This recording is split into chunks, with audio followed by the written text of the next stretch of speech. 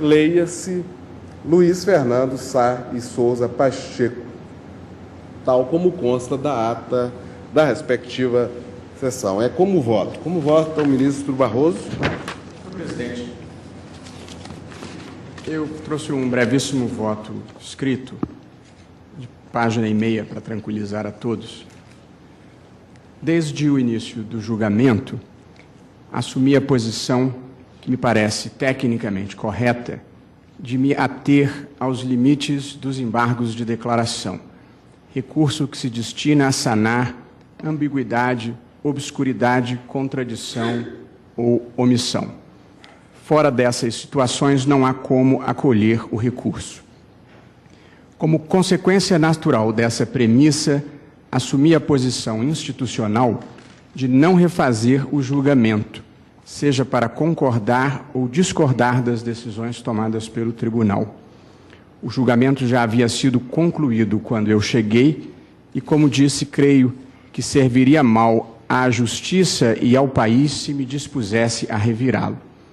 Até porque, devo dizer, no geral, estou de acordo com as conclusões do tribunal. E também aqui procederei da mesma forma. Cumpro o meu dever como me cabe cumpri-lo. Mas, pessoalmente, lamento condenar um homem que participou da resistência à ditadura no Brasil em um tempo em que isso exigia abnegação e envolvia muitos riscos. Lamento condenar alguém que participou da reconstrução democrática do país. Lamento, sobretudo, condenar um homem que, segundo todas as fontes confiáveis, leva uma vida modesta e jamais lucrou financeiramente com a política. Retomo aqui, por não mais do que 2 minutos, como um imperativo de consciência, algumas ideias que veiculei no primeiro dia de julgamento. O Supremo Tribunal Federal é um representante argumentativo da sociedade, para utilizar uma expressão de Robert Alexie. Cabe-nos, em nome da razão pública, levantar pontos que precisam ser levados ao debate, porque deles depende o aprimoramento da democracia e da justiça em geral. Por isso, essa breve reflexão. Temos um sistema político distorcido e perverso, indutor da criminalidade.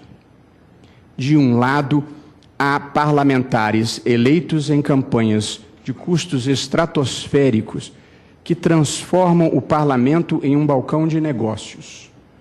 Só surpreendeu a quem não tinha olhos de ver o fato de que foram condenados nesse processo por corrupção passiva lideranças de vários partidos políticos. E, de outro lado, foram condenados por corrupção ativa líderes do governo querendo implementar a sua agenda política, reformas como a da Previdência e tributária, e comprando aquilo que consideravam o interesse público. Essa é a dura realidade, um modelo político no qual o interesse público precisa frequentemente ser comprado. Gostaria de reiterar, se não se alterarem o sistema eleitoral e partidário, essa lógica da compra e venda irá continuar. Como água torrencial que escorre, a corrupção encontrará os seus caminhos nos desvãos. 1. Do loteamento de cargos públicos para, a partir deles, se drenarem recursos para o financiamento eleitoral. 2. Das emendas orçamentárias que beneficiam empresas de fachada e que repassam verba para o bolso ou para o partido. 3. Nas licitações superfaturadas, subfaturadas ou cartelizadas. 4. Na venda de penduricalhos em medidas provisórias para atender a interesses que não se saem bem no debate público.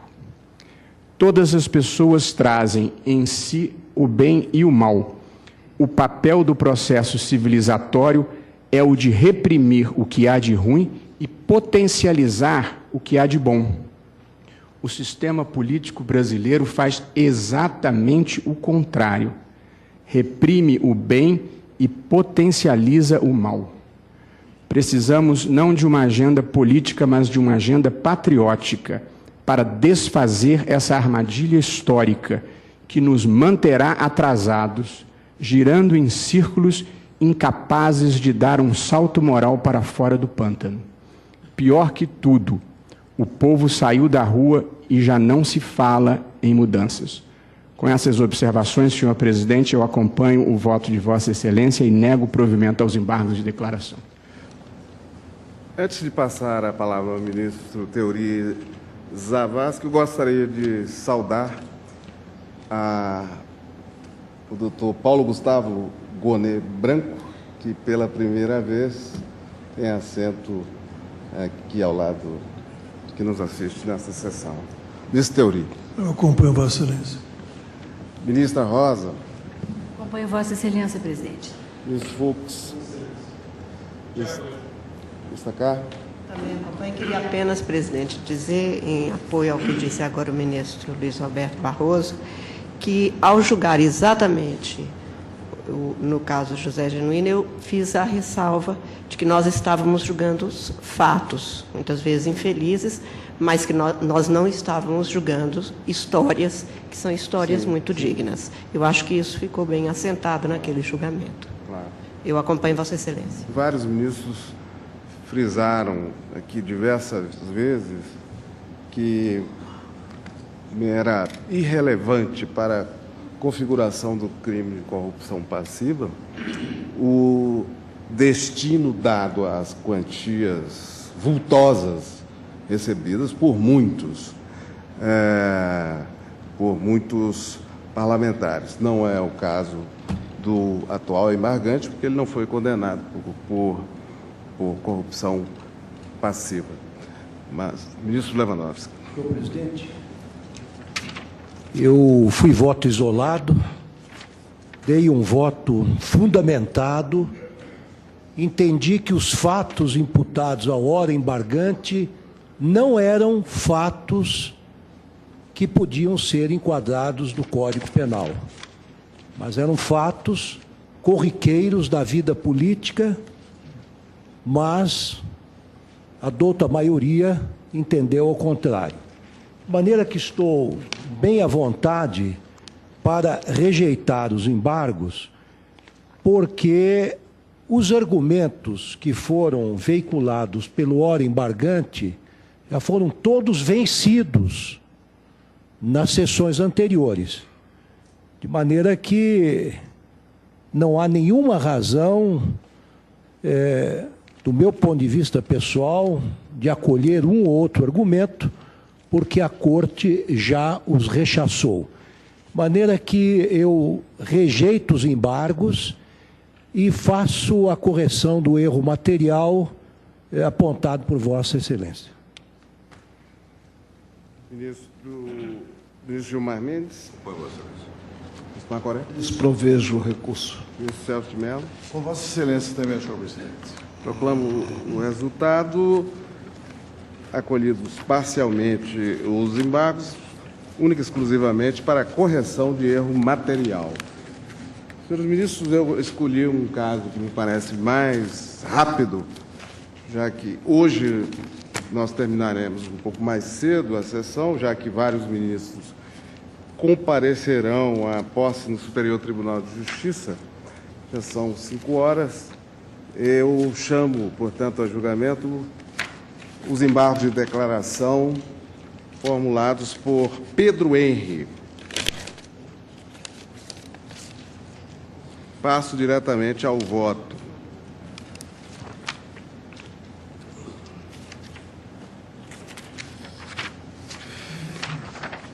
Pedro Henri suscita inicialmente a questão atinente à possível dúvida e contradição na ementa. Alega que haveria dúvida na ementa do acórdão relativamente à sua condenação pelo delito de lavagem de dinheiro, sustentando o seguinte, deveria ser suprimido do acórdão que a consumação do delito de lavagem teria sido consumado pelos atos do núcleo financeiro e núcleo publicitário da quadrilha. alega que esta afirmação do acórdão seria contraditória com a sua absolvição da imputação da prática do crime de formação de quadrilha. Eu digo o seguinte: o argumento é manifestamente improcedente. A ementa resume com fidelidade os fundamentos da condenação dos parlamentares, dentre os quais o embargante pelo crime de lavagem de dinheiro, explicitando o seguinte, cito o trecho do acórdão, aspas, os parlamentares puderam se beneficiar de uma rede de lavagem de dinheiro formada pelo Banco Rural através de 3 dos seus mais altos dirigentes à época e pelas agências de publicidade vinculadas ao réu Marcos Valério e seus sócios. Para receber os recursos de origem criminosa oferecidos pelos corruptores, os parlamentares praticaram o crime de lavagem de dinheiro fundamentalmente por meio de, primeiro, agência de publicidade, então contratadas pela Câmara dos Deputados e pelo Banco do Brasil, as quais apareciam como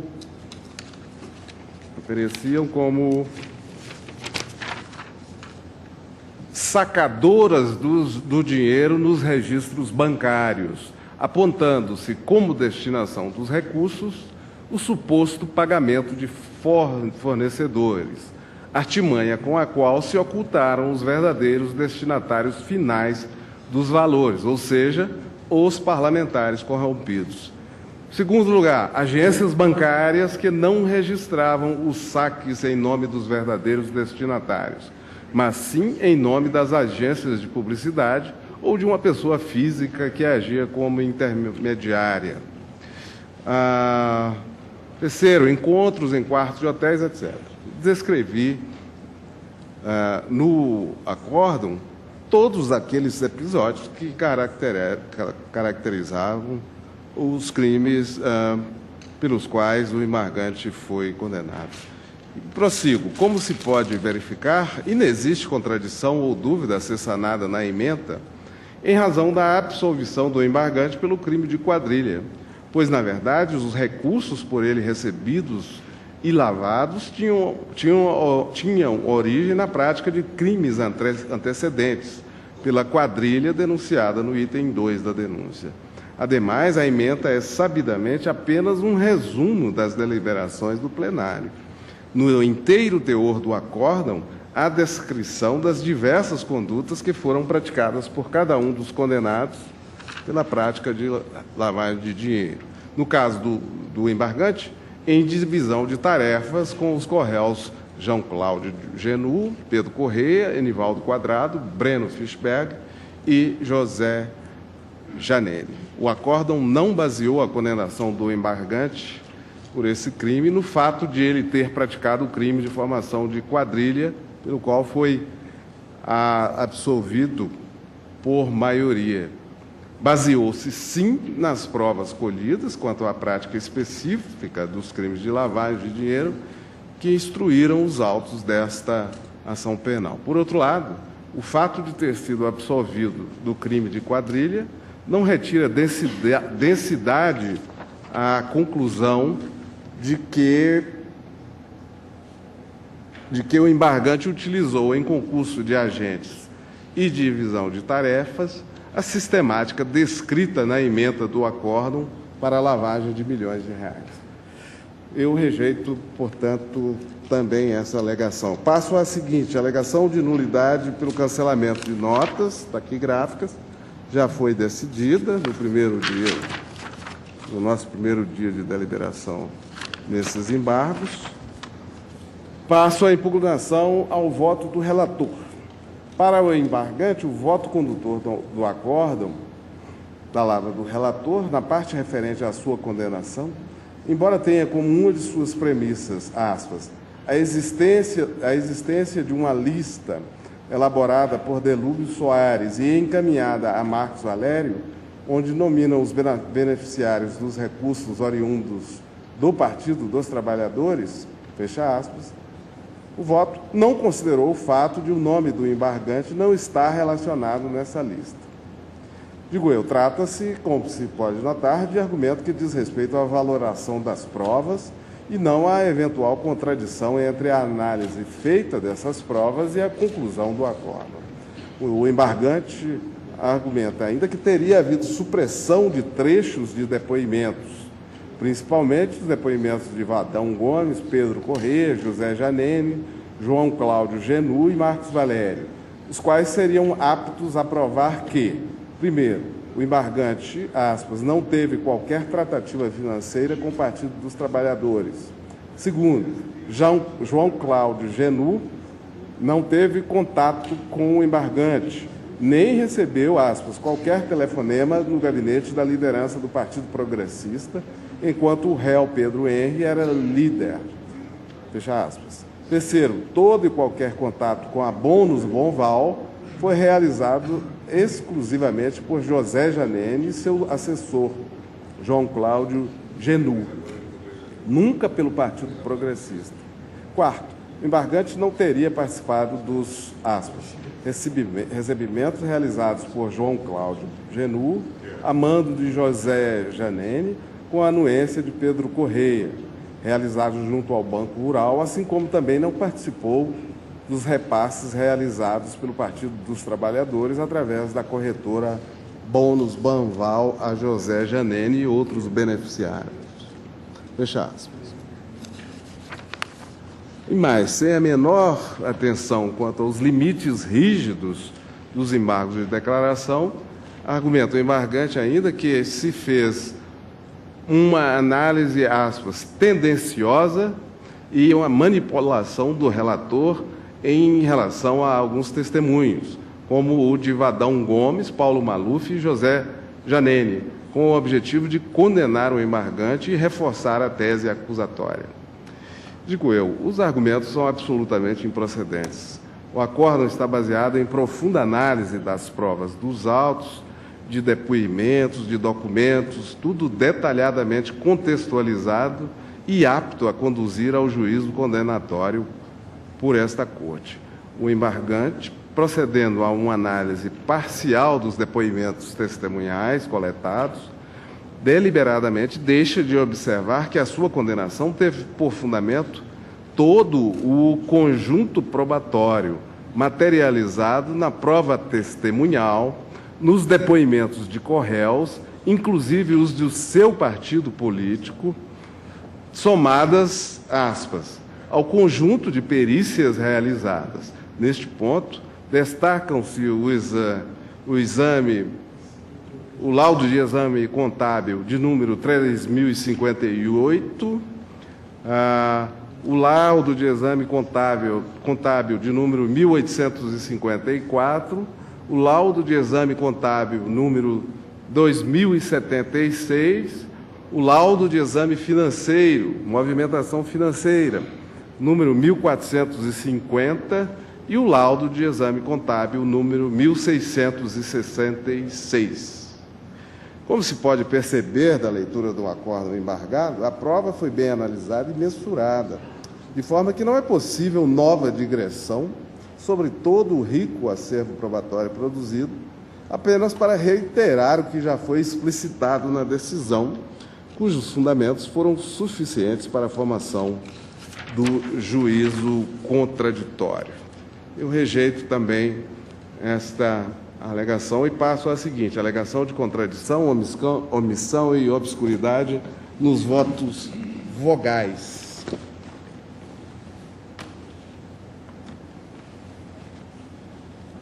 Marcante aponta contradição, omissões e obscuridades nos votos vogais, fazendo impugnação individualizada dos votos dos ministros Rosa Weber, Luiz Fux, Dias Toffoli, Carmen Lúcia, Celso de Mello e Aires Brito, em diversos aspectos, notadamente quanto aos fundamentos adotados por cada um para aderir ao voto condutor. É evidente, por toda a sua argumentação, que também aqui se pretende rediscutir o mérito de cada voto vogal, o que é absolutamente incabível na via dos declaratórios. Percebe-se facilmente que os embargos de declaração...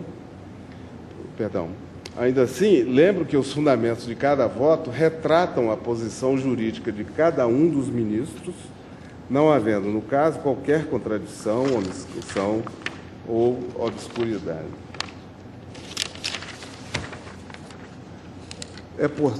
é oportuno relembrar que a contradição sanável pela via dos embargos é aquela verificada entre os fundamentos do acórdão e a sua conclusão, não aquela que possa haver nas diversas motivações de votos convergentes.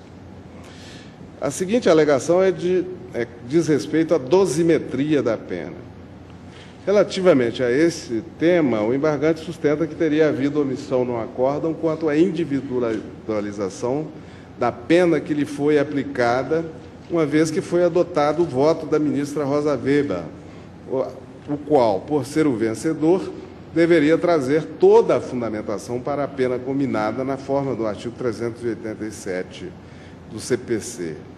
Eu digo que o acórdão está devidamente fundamentado, conforme pode ser conferido às folhas 58.093 a 58.099, onde está registrada a análise de todas as circunstâncias legais incidentes no processo de individualização da pena, segundo o artigo 68. Por outro lado, as folhas 59.286, sobre a corrupção passiva, e 59.289, sobre a lavagem de dinheiro, consta o voto da ministra Rosa Weber, que prevaleceu quanto ao quantitativo da pena e aderiu aos fundamentos apresentados pelo relator, destacando o seguinte, aspas, eu, tal como Vossa Excelência, aumento 1 ano e 6 meses a pena mínima. Só que, pedindo venha a Vossa Excelência, aplico a lei de regência anterior. Então, acresço 1 ano e 6 meses a 1 ano, fixando, então, a pena base em 2 anos e 6 meses, torno-a definitiva em 2 anos e 6 meses e acompanho Vossa Excelência no que diz respeito à multa. Prosseguiu a ministra. A minha única divergência em relação ao voto de Vossa Excelência diz respeito à continuidade delitiva, porque, tal como fiz com relação a Enivaldo Quadrado e Breno Fischberg, faço o acréscimo apenas de 1/3 para manter coerência com os meus primeiros votos. A minha pena final chega a 4 anos e 8 meses. Fecha aspas. Portanto, digo eu, é fácil concluir que a ministra Rosa Weber aderiu aos fundamentos expostos no voto do relator, em seu voto, relativamente às circunstâncias judiciais, divergindo apenas quanto ao resultado da dosimetria da pena, em razão da aplicação por ela da lei de regência anterior e quanto ao critério para majoração pela continuidade delitiva. Rejeito, portanto, os embargos nesse ponto.